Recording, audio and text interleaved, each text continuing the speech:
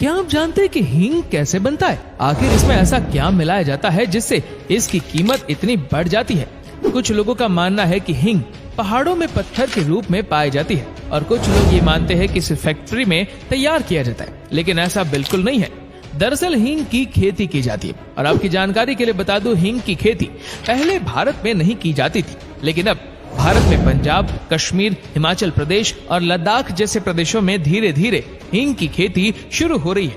लेकिन हमारा देश भारत हींग का इतना शौकीन है कि अब भी हर साल अफगानिस्तान, इराक और उज्बेकिस्तान से $100 मिलियन का हींग भारत में इंपोर्ट होता है, जो कि 700 करोड़ से भी ज्यादा है। दोस्तों, हींग का पौधा दिखने में कुछ सरसों के फूल जैसा दिखता है, लेकिन ये गाजर और मूली के पौधे की श्रेणी में आता है।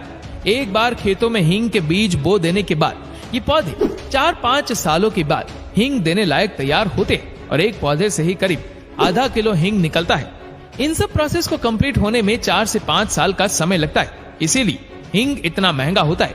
इंडिया में जो प्योर हींग का कच्चा माल इंपोर्ट होता है, उसकी कीमत करीब 35 से 40 हजार होती है।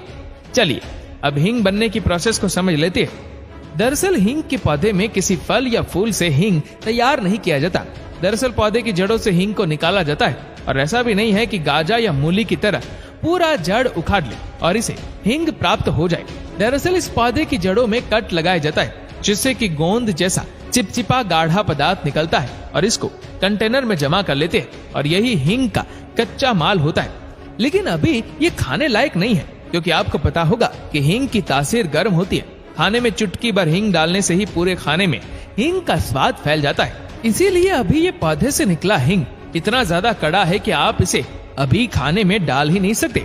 इसलिए इस प्योर हींग के स्वाद को कम करने या उसे डाइल्यूट करने के लिए उसमें स्टार्च या चावल के आटे को मिलाया जाता है, जिससे हींग का स्वाद इन आटे में मिलकर कम हो जाता है, जिससे हम अपने चुटकी भर के अंदाजे से खाने में सही स्वाद लायक आटे डाल सकेंगे। और हींग में इन स्टार्च या चावल के आटे को मिलाने के बाद उसका पेड़ा तैयार कर लिया जाता है और उसे धूप में सूखने के लिए छोड़ देते हैं। और अब अंत में जब ये हींग का पेड़ा सूख चुका है, अब इसे पीस कर इसका पाउडर तैयार कर लेते हैं और फिर इसकी पैकिंग के बाद हमारे खाने के टेस्ट को बढ़ाने के लिए इसे रिटेलर्स को हैंडओवर कर देते हैं। अब आप समझ चुके होंगे कि हींग कैसे बनता है।